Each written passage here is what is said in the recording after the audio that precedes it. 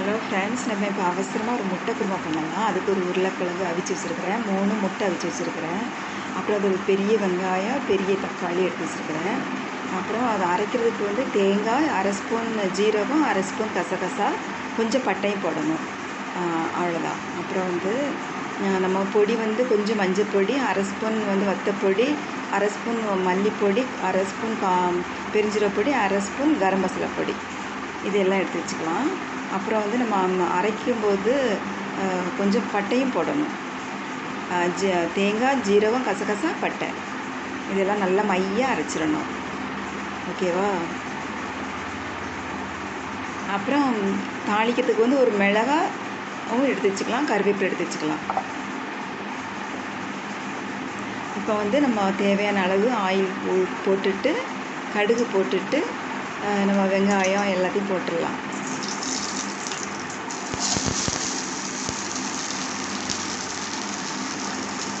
வெங்காயம் நல்லா வதங்குறதுக்காக இப்போ நம்ம வந்து சால்ட் போட்டுடலாம் ஃபஸ்ட்டு. அப்போ தான் கொஞ்சம் நல்லா வதங்கும்.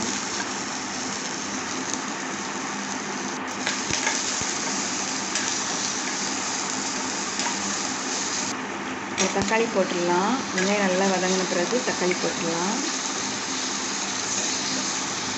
அப்புறம் இஞ்சி பூண்டு பேஸ்ட்டு போட்டுக்கோங்க. இஞ்சி பூண்டு பேஸ்ட் வந்து ஒரு ஸ்பூனை விட கொஞ்சம் நிறையாவே, கொஞ்சம் 1.5 ஸ்பூன் மாதிரி போட்டுக்கோங்க. நிறையவே போட்டுக்கோங்க, நல்லது தான்.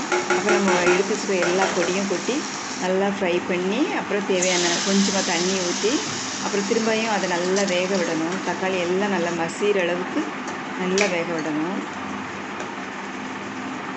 நல்லா அந்த மாதிரி இது பண்ணி விடுங்க, நசுக்கி விடுங்க. சீக்கிரமாக அது வந்து தக்காளிலாம் நல்லா நசுங்கி போகும். அப்புறம் வந்து நம்ம அவிச்சு வச்சுருக்குறோம்ல, அதை குட்டி குட்டியாக வெட்டி அந்த உருளைக்கிழங்கு இது சேர்த்துடலாம்.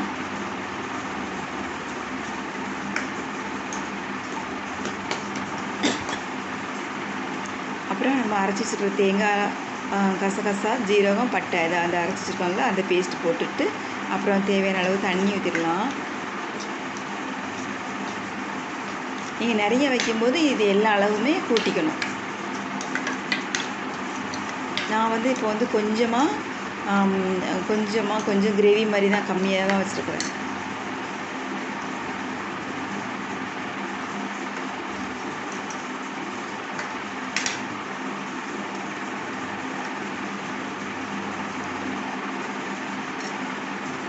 அப்புறம் நம்ம வந்து முட்டையை போட்டுடலாம் லாஸ்ட்டாக.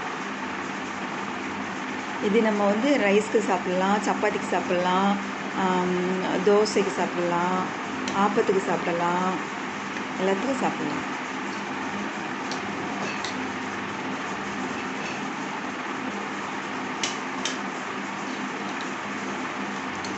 முட்டையை வந்து பார்த்து கிண்டணும், இப்படி சுற்றி கிண்டணும். ஏன்னா வந்து அது வந்து அந்த மஞ்சக்கறி எல்லாம் வந்து அப்புறம் கலங்கி போயிடும். அதனால் பார்த்து இப்படி சுற்றி விட்டு இப்படி செட் பண்ணணும். அப்புறம் கொஞ்சம் நேரம் கொதிக்க விட்டுட்டு அப்புறம் அவ்வளோதான், முடிஞ்சிச்சு. அப்புறம் நம்ம கொத்தமல்லி தழை இருந்துச்சுன்னா அதை தூவி இறக்கி சர்வ் பண்ண வேண்டியதான்.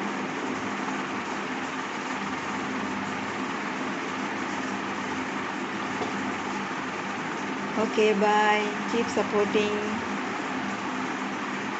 Thanks for watching.